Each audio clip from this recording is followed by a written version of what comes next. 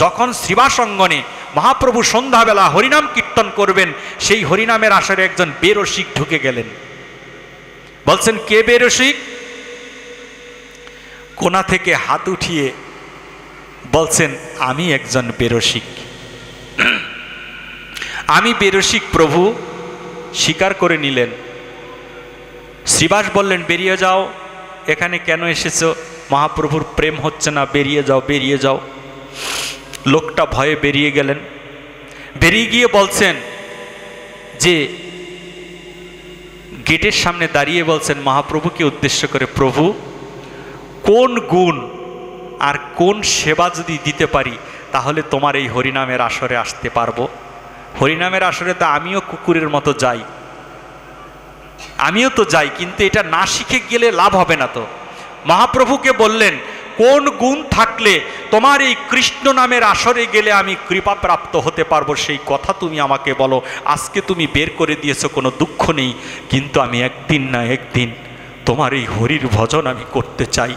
আমাকে তুমি বলো মহাপ্রভু, কোন শিক্ষায় শিক্ষিত হলে, কোন কর্ম করলে আমি তোমার এই হরিনামের আসরে আমি অবস্থান করতে পারবো?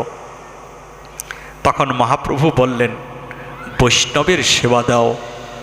বৈষ্ণবের সেবা যদি তুমি দিতে পারো তাহলে তুমি হরিনামের আসরে তোমাকে আসতে হবে না।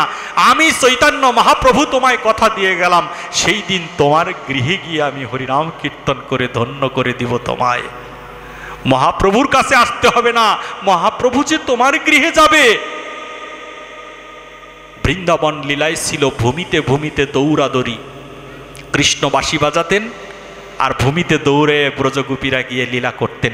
বৃন্দাবন লীলা ভূমিতে ভূমিতে দৌড়াদৌড়ি, আর নবদ্বীপ লীলা হচ্ছে ভক্তের পদধূলি মাঝে গড়াগড়ি। এটা হচ্ছে আমার নবদ্বীপের লীলা।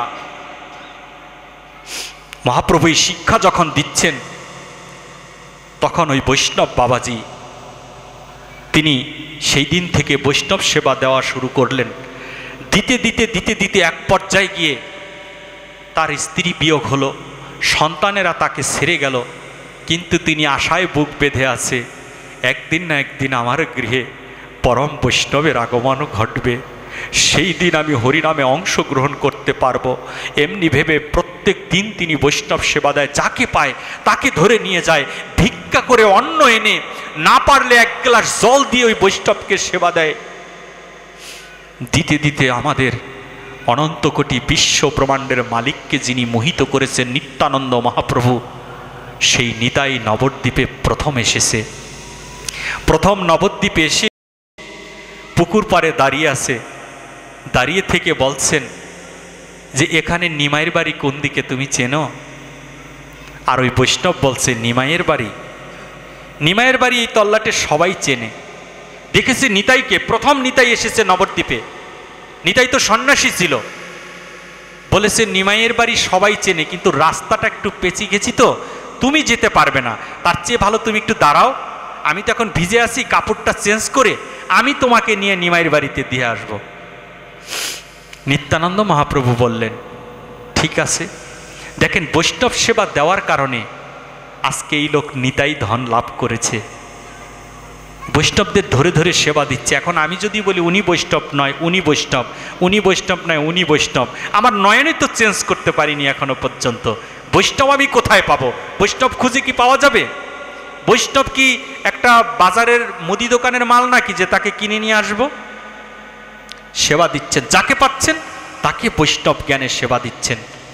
দিতে দিতে শেষ পর্যন্ত নিতাই ধন পেল। নিত্যানন্দ মহাপ্রভু বলছেন, ঠিক আছে। তখন ওই সাধু চালাকি করে, যে জন কৃষ্ণ ভজে সে বড় চতুর, এই চতুর সাধু কি করলেন, গিয়ে বলছেন, ঠিক আছে। নিত্যানন্দ মহাপ্রভুকে বলছেন, প্রভু কৃপা করে আমার ভাঙা গৃহে একটুখানি চলেন। গৃহটা কেমন জানেন? গৃহের উপরে চাল নেই, বৃষ্টি ঘরের মধ্যে আগে পড়ে, পাট খড়ি দিয়ে বেড়া দেওয়া, সেই ঘরে নিয়ে যাচ্ছেন। এত বড় একটা সম্পদ, যেই সম্পদ গৌর বলেছেন, বাজারে নিয়ে গৌরকে যে বিক্রি করতে পারে, বাজার থেকে যে গৌরকে কিনে আনতে পারে, তার নাম হচ্ছে শ্রীমান নিত্যানন্দ মহাপ্রভু। আজকে সেই এত বড় ধন, এত বড় শক্তি আজকে এই সাধুর ভাঙা গৃহে চলে গেল। অনন্ত কোটি বিশ্ব ব্রহ্মাণ্ডের দেব দেবতা মুনি ঋষি সবাই তাকিয়ে তাকিয়ে দেখছেন যে নিতাইকে কোথায় নিয়ে যাচ্ছে। এ হেন ভাঙা ঘর, সেইখানে নিতাই যাচ্ছে আজকে। নিতাইয়ের কি হৃদয়ে কোনো দয়া মায়া নেই? এই শুদ্ধ বস্তু আজকে কোথায় যাচ্ছে? নিতাই একমাত্র যিনি পতিতালয়ের মধ্যে গিয়ে জগাই মাধাইকে উদ্ধার করে প্রমাণ করেছেন যে পতিতালয় নোংরা জায়গা নয়, ওখানে গিয়েও হরিনাম দ্বারা এই কীটকে উদ্ধার করা সম্ভব। নিতাইকে নিয়ে যখন গৃহে যায়, আনন্দ আর ধরে না। নিত্য আনন্দ যেখানে, সেখানে কি দুঃখ থাকে? নিতাইকে নিয়ে বারান্দায় বসতে দেয় একটা পাটি বিছিয়ে, পাটিটাও অর্ধেক ছিঁড়া পাটি। সেই পাটিতে বসে নিত্যানন্দ মহাপ্রভু সন্ন্যাসী তিনি ধ্যান করছেন, আর উনি বলছেন আমি কাপড়টা চেঞ্জ করে নিই, ভিজা কাপড়।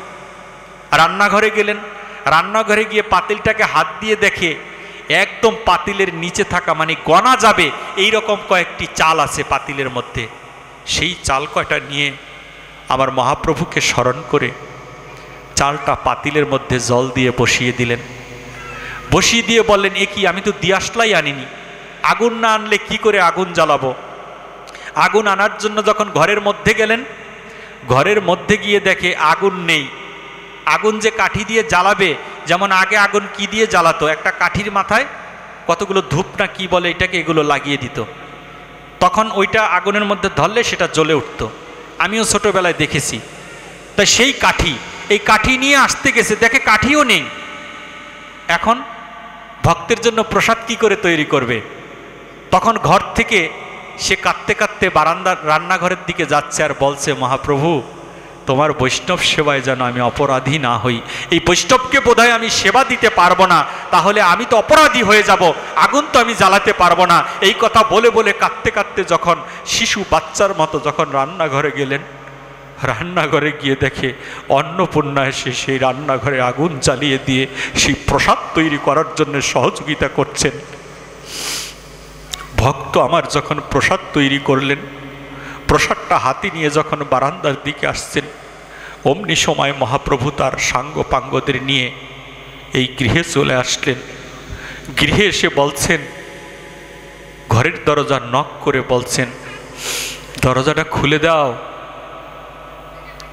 দরজা খুলে দাও।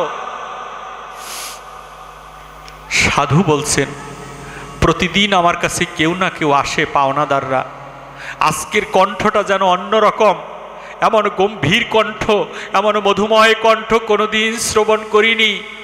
কে গো তুমি আমার এই ভাঙা ঘরে আসছো? দৌড় দিয়ে যখন ঘরের ঝাপটাকে খুলে দিল, খুলে দিয়ে দেখে অনন্ত কোটি বিশ্ব ব্রহ্মাণ্ডের মালিক শ্রীমান শ্রীকৃষ্ণ চৈতন্য মহাপ্রভু সাঙ্গ পাঙ্গ নিয়ে ঘরের দরজার সম্মুখে দাঁড়িয়ে আছে। বলেছে, ঘরের দরজা খুলে দাও। আজকে আমি বলেছিলাম না, একটা বৈষ্ণব সেবা যেদিন তুই দিতে পারবি, সেই দিন তোর গৃহে আসে আমি হরিনাম কীর্তন করে যাব।